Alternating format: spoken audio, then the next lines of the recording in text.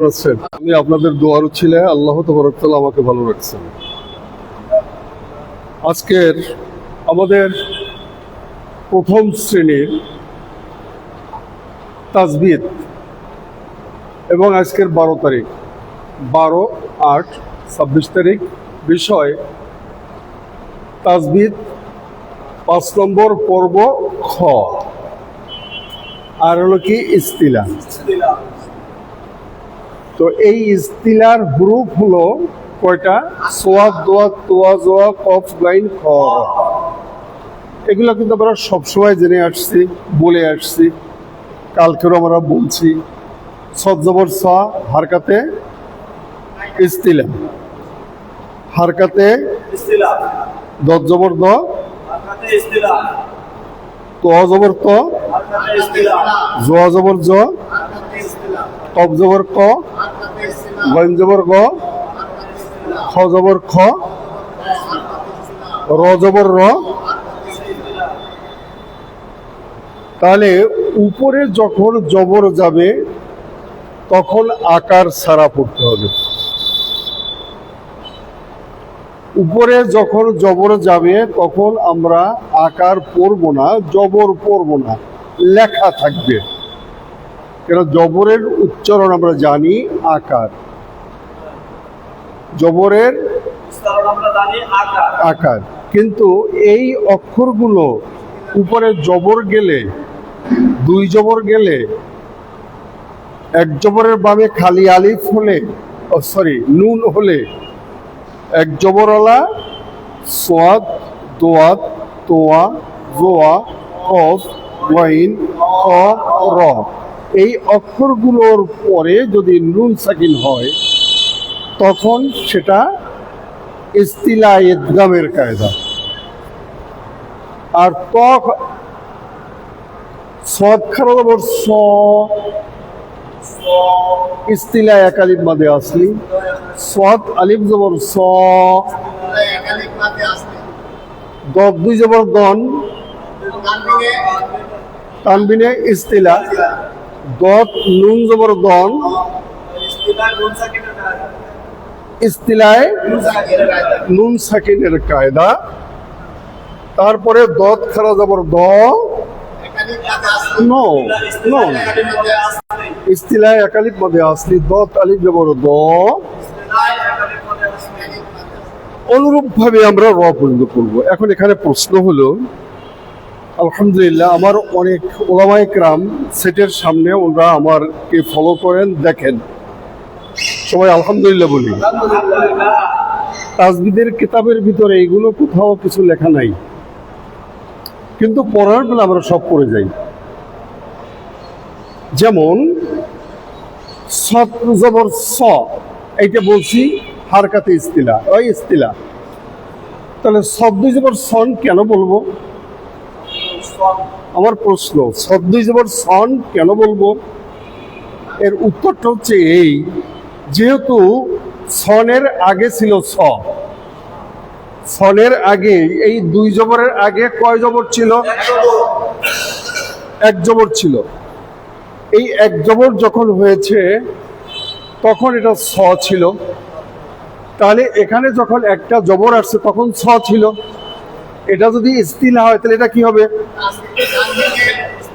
ইস্তিলা হবে। এখন আর একটা জবর আসলে ওই জবরটার নাম হচ্ছে নুন সাকিন। কি নাম?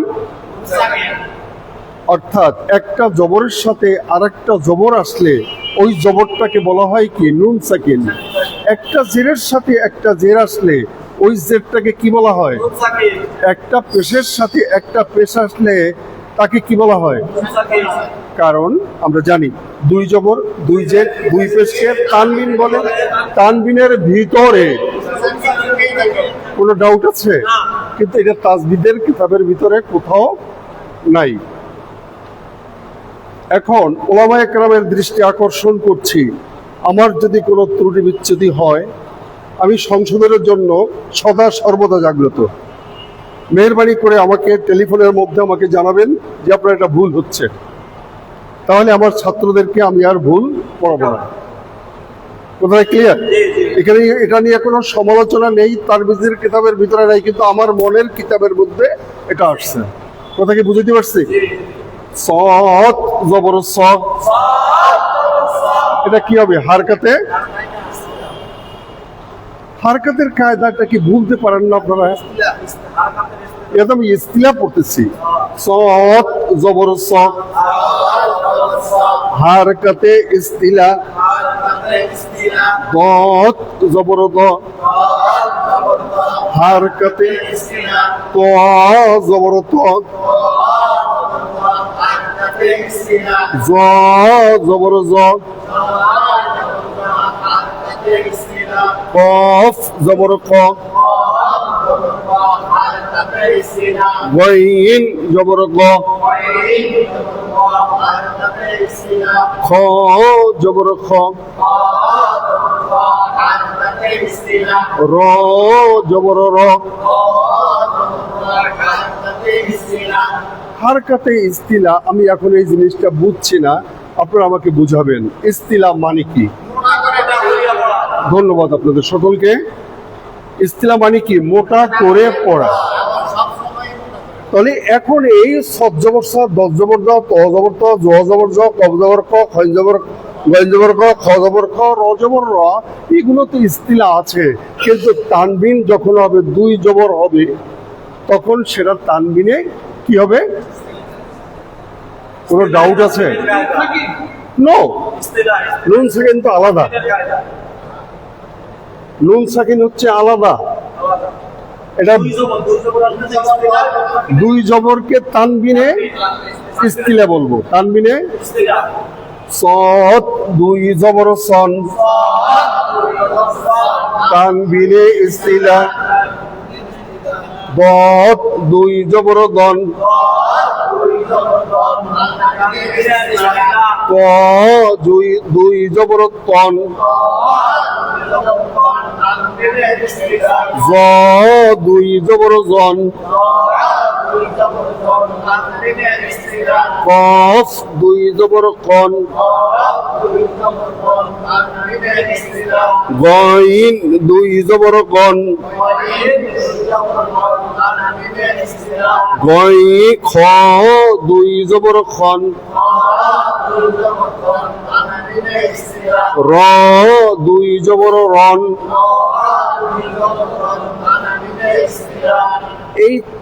এটার ভিতরে আপনাদের কোনো সন্দেহ আছে? আমরা জানি তানবিনের ভিতরে নুন সাকিন লুকিয়ে থাকে।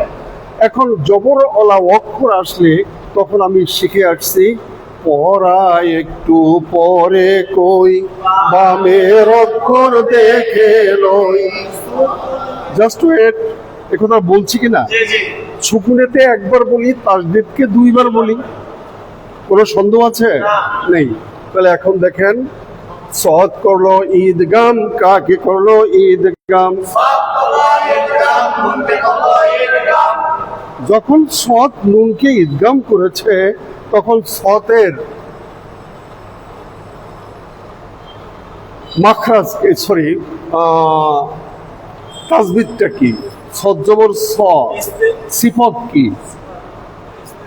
সদ সিন সা, তিনটা হুরুফের পরে সুকুন থাকলে কি করে? শীষ দিয়া পড়ে। আর সদ নুন জবর সন, ইস্তিলা করেছে, নুন সাকিনকে, নুনকে কি করছে? ইদগাম করেছে। ইদগাম মানে কি? মিলাইছে। তাহলে সদ করলো ইদগাম, কাকে করলো ইদগাম? তাহলে সদ নুন জবর সন, এর নাম কি? ইস্তিলায় সদ জবর স, ইস্তিলা, এটা মানেন কিনা আপনারা? অতিরিক্ত কি আসছে? নুন সাকিন। তাহলে ইস্তিলায় ইদগামে নুন সাকিন, মানে ইদগাম মানে কি? মিলাইয়া পড়ছে। তাহলে ইস্তিলাই ইদগামে কোনো ডাউট আছে? সদ নুন জবর সন, গত নুন জবর দন,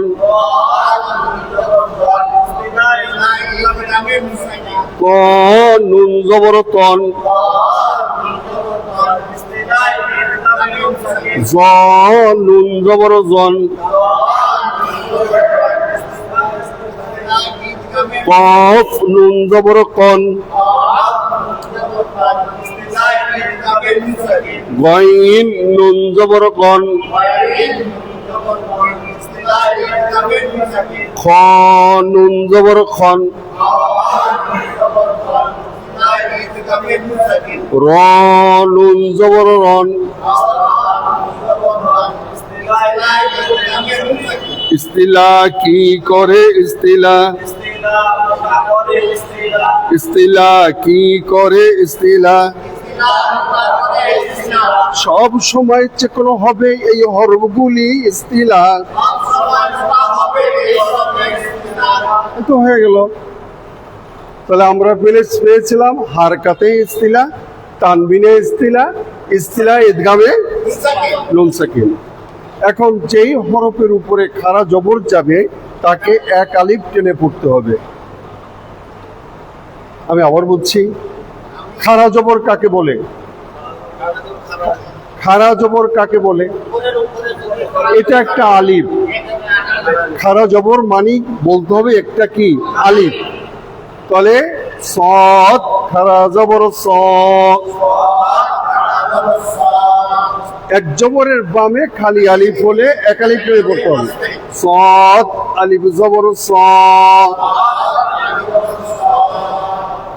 তাহলে ইস্তিলায় কোন সন্দেহ আছে? এখানে যদি হারকাতে ইস্তিলা হয়, এখানে যদি তানবিনে ইস্তিলা হয়, যদি এখানে যদি ইস্তিলা ইদগামে নুন সাকিন হয়, তাহলে সদ খাড়া জবর স কি হবে? আমি কথাকে বুঝাইতে পারি নাই। সদ খাড়া জবর স কি? সদ আলিফ জবর স কি? কোন সন্দেহ আছে? নাই। তাহলে এখন সদের পরে কি? দদ। দদ জবর দ,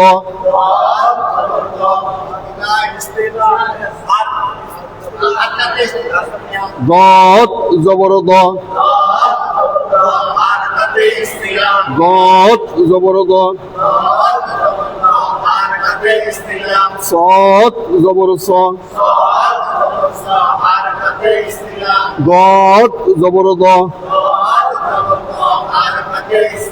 ত জবর ত, জ জবর জ, কফ জবর ক, গইন জবর গ, খ জবর খ, র জবর র, সদ দুই জবর সন, সদ দুই জবর সন, সদ দুই জবর সন, দদ দুই জবর দন, ত দুই জবর তন, জ দুই জবর জন, কফ দুই জবর খন, গইন দুই জবর গন, খ দুই জবর খন, র দুই জবর রন, সদ করো ঈদগাম, কাফি করো ঈদগাম, সদ নুন জবর সন,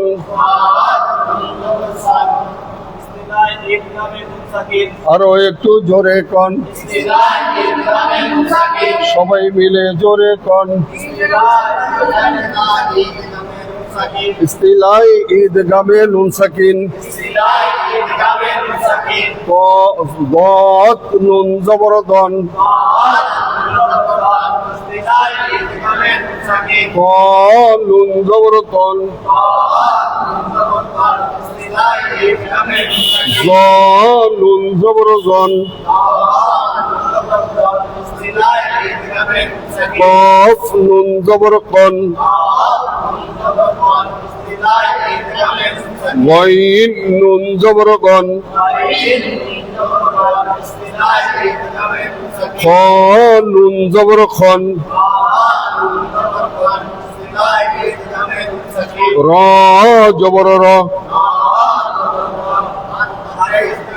র দুই জবর রন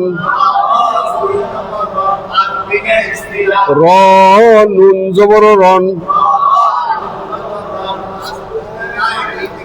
র খারা জবর র র খারা জবর র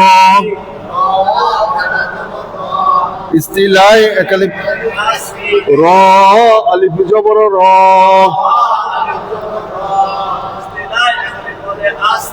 ইস্তিলার কয় হরফ صاد ضاد طاء ظا قاف غين خر صاد ضاد طاء ظا قاف غين خر সব সময় মোটা হবে এই হরফগুলি ইস্তিলাহ নুনের উপর সুকুন থাকলে নুন সাকিনে বলা হয় দুই জবর দুই জের দুই পেশকে তানবিন বলা হয় দুই জবর দুই জের ওরে তানবিনের ভিতরে পড়ায় একটু পরে কই বামে ওরে সুকুন কিংবা তাসদীদ থাকলে তাহার সাথে মিলায়া লই সুকুন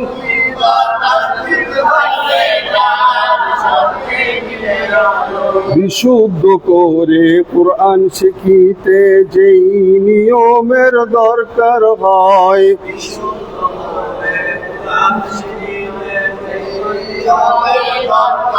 ওরে সেই সমস্ত নিয়ম কানুনকে তাজবিদ বলা হয় সেই সমস্ত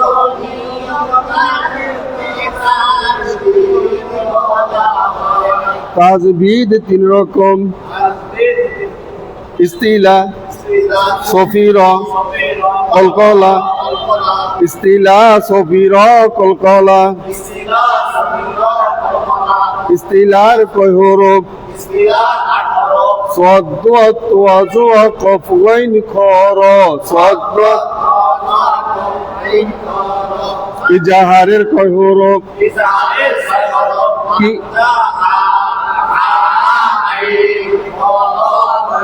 কলবের হরফ কয়টি ইদগামের কয় হরফ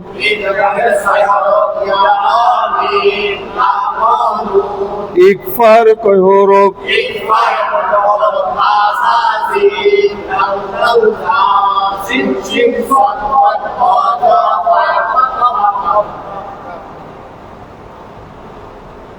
তাহলে আমাদের পড়া কিন্তু মূলত এই এতটুকু আর এক নর্মাল একটা আছে সেটা হলো খারা জবর খারাজের উল্টা পেশ এইটুকু পড়াইলে মনে করেন কোরআনুল কারীম কিভাবে আপনি তেলাওয়াত করবেন আপনার আয়াতের ভিতরে চলে আসবে সম্পূর্ণরূপে এখন কত এই অক্ষরগুলো আপনারা কি বুঝতে পেরেছেন আলহামদুলিল্লাহ তাহলে এখন এইটা ওই ওই বুঝেন ওই কাকে বলে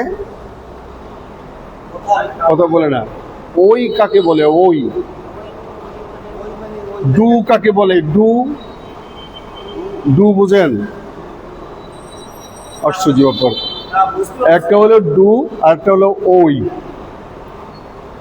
যেমন একটা ভাষা ব্যক্ত করলো কি নুন সাকিন ও তানবিনকে 4 ভাগে ভাগ করা হয়েছে এখন আপনাকে যদি 100 বার লিখতে বলে তাহলে নুন সাকিন ও তানবিনকে 4 ভাগ দিয়া ড্যাশ মারলে কি হবে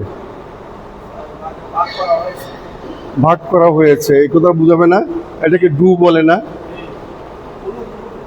আব্দুর রহিমের সাহেবের 5টা ছেলে আব্দুল করিম আব্দুল জব্বার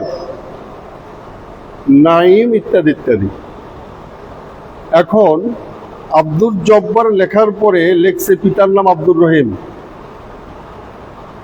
এখন নইমুদ্দিন লেখার পরে এখন ওর আব্বুর নাম লিখতে হবে আর নিচে একটা ড্যাশ ড্যাশ দিলে হবে।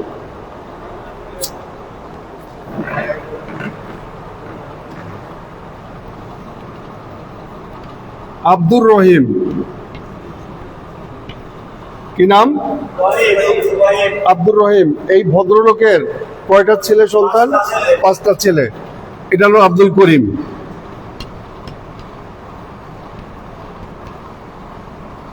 পিতার নাম কি? পিতার নাম কি? ওই। তারপরে এখানে আর একটা নাম, যেটা নাম দেন আপনি। আব্দুর রহিমের কয় ছেলে? 5 ছেলে। করিম, যদু, মধু যা কিছু লেখেন না কেন, তার ওই লেখেন না আপনারা? পিতার নাম ওই। ওই মানে কি? ডু মানে কি? ওই। আর একটা এটা কি? এটাও ওই। আমি কথাকে বুঝাইতে পারছি? একটা কথা বোঝাবার জন্য কতগুলো কথা আমাকে বলতে হলো। এর সাথে সহজভাবে বলা উচিত ছিল, তাহলে সময় নষ্ট হতো না। আচ্ছা, তাহলে এখন এই ডুমু বলার একটা কারণ আছে, যে আপনার ব্রেনকে ওয়াশ করা, যে আপনি ক্লাসের ভিতরে কতটুকু আছেন। এটা একটা টেকনিক, শিক্ষকের একটা কি বিশেষ টেকনিক। আসেন এখন যেটা আমি পড়াতে যাচ্ছি, যেটা বুঝাতে চাচ্ছি, সেটা হলো ইস্তিলা। কি নাম? ইস্তিলা মানে কি? মোটা করে। কাকে? সৎকে, গদকে, তোয়াকে, জোয়ার, কপ, গইন, খর। এর উপরে যদি জবর যায় তাহলে ইস্তিলা হয়ে যাবে। কি হবে? ইস্তিলা মানে কি? মোটা করে পড়বে। মোটা মানে কি? জবর ছাড়া পড়বে। এই যেমন সৎ জবর স, এই সতের বাংলা হলো স। জবরে আকার হয়, তাহলে আকারটা এখানে বসাই, তাহলে সা হবে। এটা কি বলতে হবে? সা বলা যাবে না, সৎ জবর স বলতে হবে। দব জবর দ বলতে হবে, ত জবর ত বলতে হবে, জ জবর জ বলতে হবে, খব জবর খ বলতে হবে, খ জবর খ বলতে হবে, গাইন জবর গ বলতে হবে, র জবর র বলতে হবে। কথাটা কি বুঝে আসছে? এই যে বললাম, এই বলাটার নাম হচ্ছে ইস্তিলা। আমার আর কোনো ভাষা নেই আপনাদেরকে বুঝাবার মতো। আমি আপ্রাণ চেষ্টা করেছি আপনাদেরকে বুঝাবার জন্য। ঠিক আছে? তাহলে এখন এখানে আমরা শিখেছি আজকের কি? ইস্তিলা। আর আগে শিখেছিলাম কি? ইজাহার, কলম, ইদগাম, ইকফা। এখন যদি প্রশ্ন করি যে এই যে 8টা হুরুফ আছে, এই 8টা হুরুফের ভিতরে ইজাহারের কোনো অক্ষর আছে কিনা?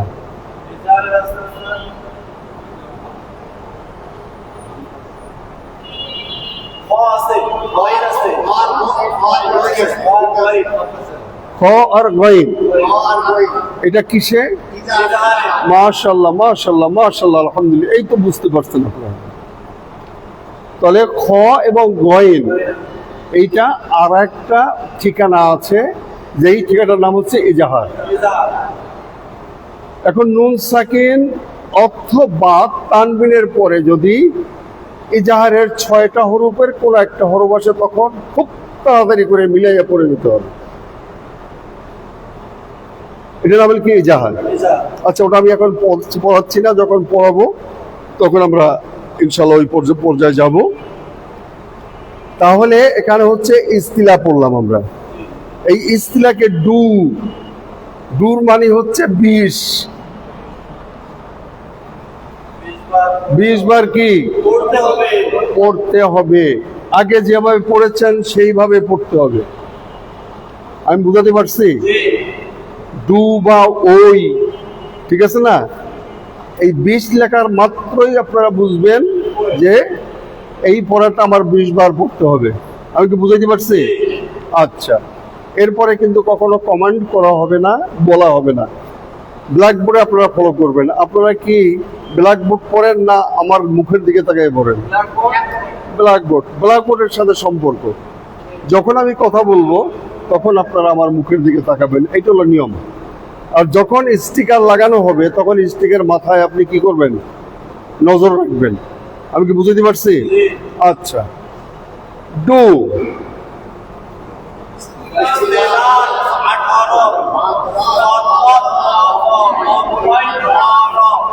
এখন আরেকটা সংকেত, এই লাঠিটা স্টিকারটা যতক্ষণের মধ্যে না সরবে ততক্ষণ পর্যন্ত আপনি ইস্তিলার 18 বলতেই থাকবেন।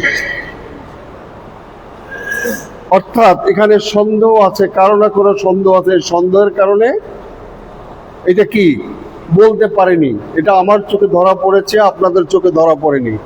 এখন ওই লোকটাকে, দুর্বল লোকটাকে আমরা সবল করবো কিনা, কথাটা বুঝাইতে পারছি? এই সবল কারণে আমাদের ধৈর্য ধরতে হবে।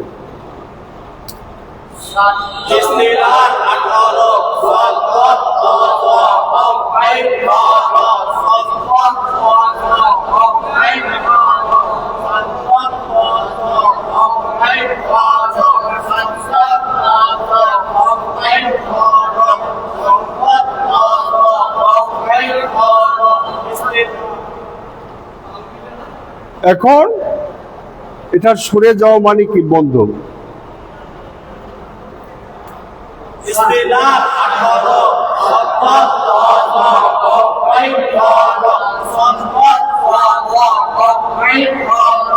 একটু বাকি রয়ে গেছে। যখন আপনি ইস্তিলার সোয়াদ তোয়া কফ লাইন খ র বলবেন, আর একটু বাকি আছে। ওস্তাদজি বলেছিলেন কিন্তু আপনি এটাকে আমলের মধ্যে নিতে পারেননি। এটা বলতে হবে কি? সব সময় মোটা হবে এই হরফগুলি ইস্তিলা। কথাটা ক্লিয়ার বুঝতে পেরেছি?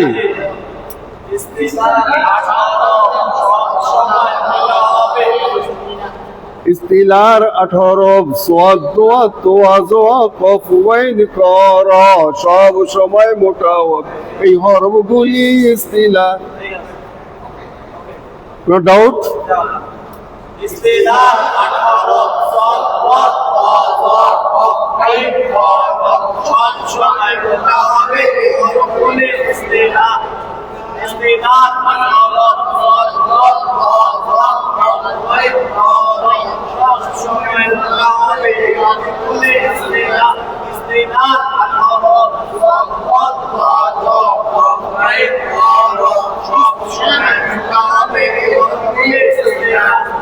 এখন যদি ওদিকে নির্দেশ দেই তখন আপনাকে বলতে হবে সৎ জবর স হারকাতে, সৎ জবর স হারকাতে।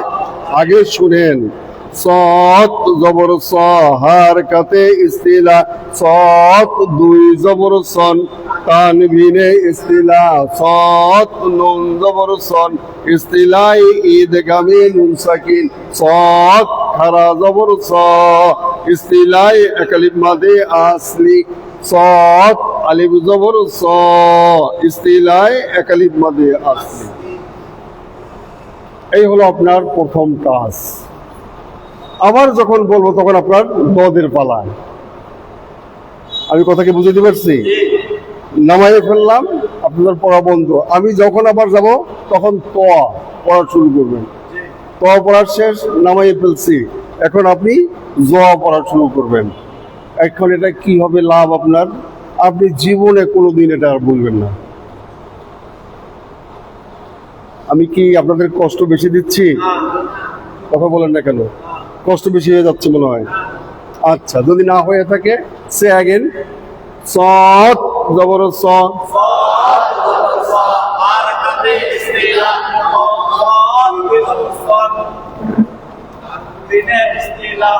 এক 2 3 4 5, 1 2 3 4 5। একে হলো কি? সৎ জবর স। 2তে কি? 3 নম্বরে কি? ইস্তিলা ইদগামে নুন সাকিন। 4 নম্বরে কি?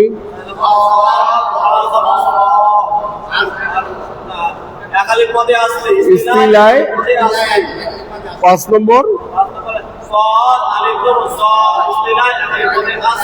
এখন আপনারা বুঝতে পারছেন, কেউ বুঝছেন কেউ বুঝছেন না। যে বুঝছেন তিনি পড়বেন, আর যিনি বুঝেন নাই তিনি চুপ থাকবেন। এখন তার চুপ থেকে কি করবেন? আপনি শ্রবণ করবেন, আপনি দেখবেন, আপনার ব্রেনের ভিতরে নেবেন, তারপরে বলা শুরু করবেন। তাহলে কি হবে? সব পাইকারি দরে এক হয়ে যাবে। আলহামদুলিল্লাহ বলি। আচ্ছা,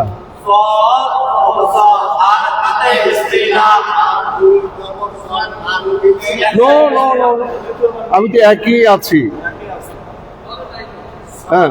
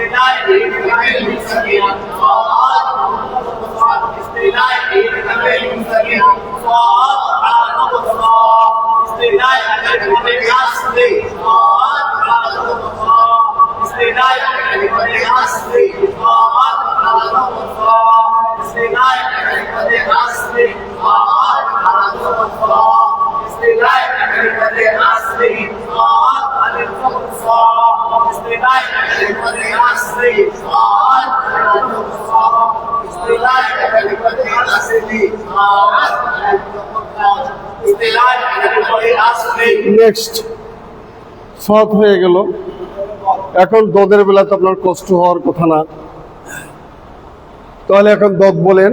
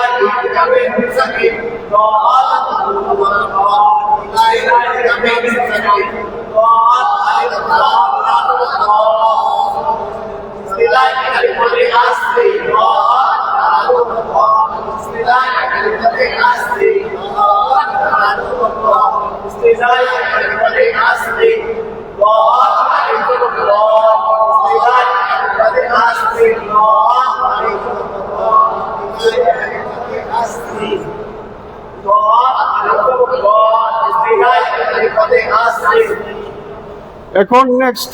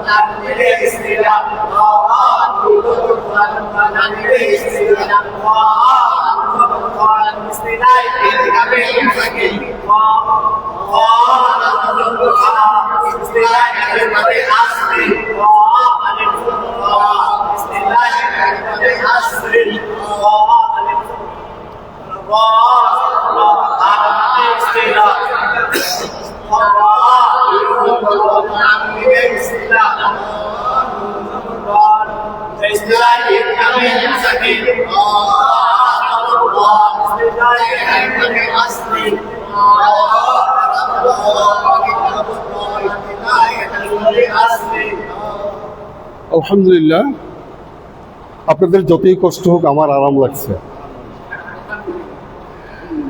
তো আরাম, ওস্তাদের আরাম লাগা মানে কি? ওস্তাদ খুশি। খুশি মানে হচ্ছে আপনারা পারছেন।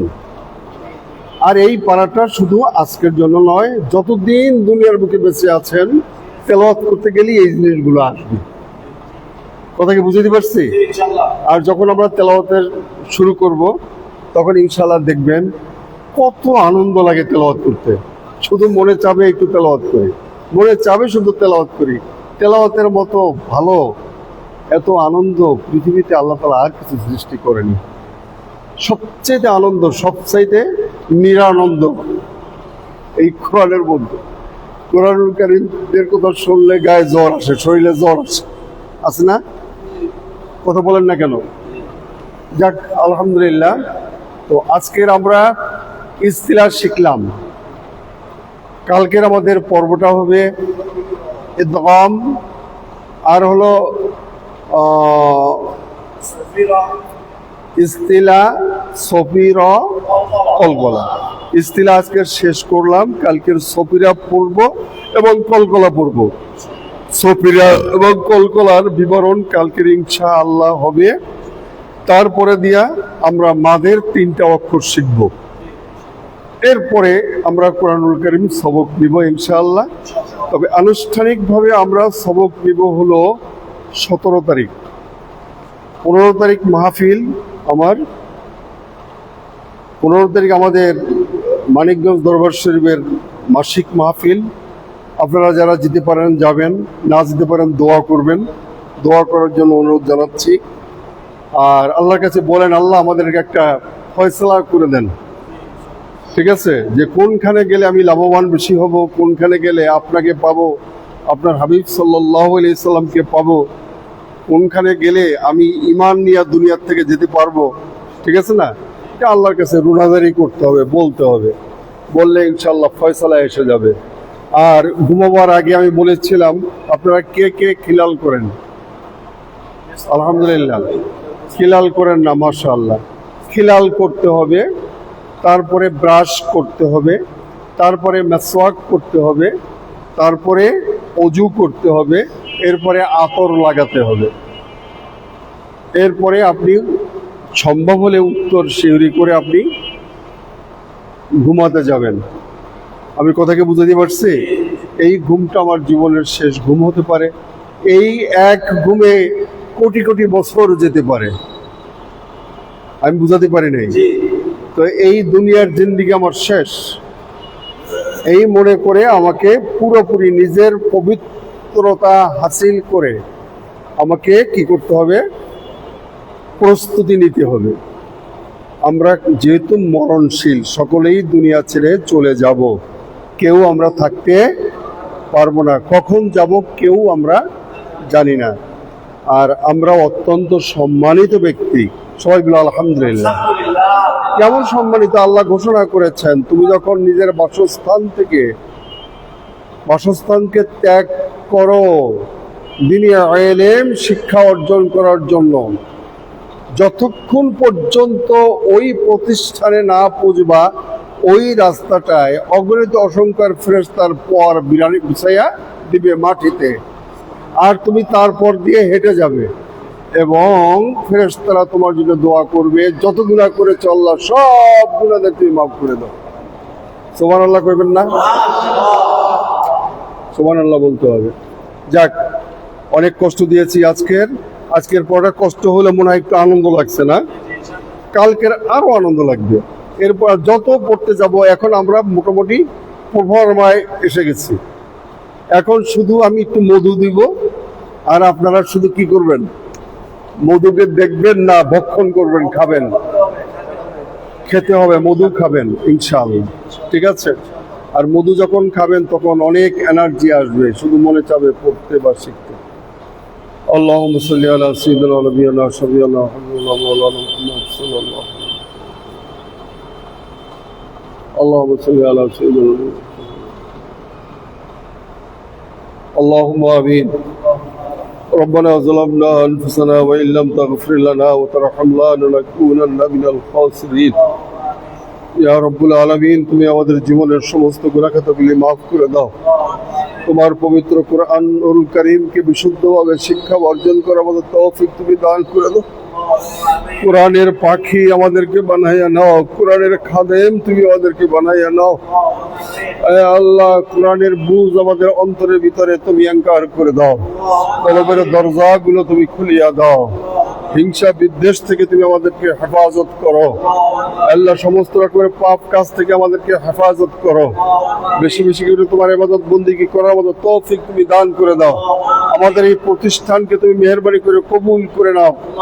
ইয়া রব্বুল আলামিন, আমাদের পিতামাতার গুনাহ খাতা তুমি মাফ করে দাও। পিতামাতা, শ্বশুর শাশুড়ি, আত্মীয় স্বজন যারা কবরবাসী হয়েছে তাদের সকলকে তুমি মাফ করে দাও। সকলকে তুমি জান্নাতুল ফিরদাউস নসিব করিয়া দাও। এই সমস্ত ভাই বোনেরা ইয়া আল্লাহ এই ফেসবুকের ভিতরে, ইউটিউবের ভিতরে অংশগ্রহণ করেছে, আল্লাহ সবাইকে তুমি মেহেরবানি করে কবুল আর মঞ্জুর করিয়া নাও। ওয়া সাল্লাল্লাহু তাআলা আলা খায়রি খালকি মুহাম্মাদিন ওয়া আলিহি ওয়া সাহবিহি আজমাইন বিরহমাতিকা ইয়া আরহামার রাহিমিন। আসসালামু আলাইকুম ওয়া রাহমাতুল্লাহ।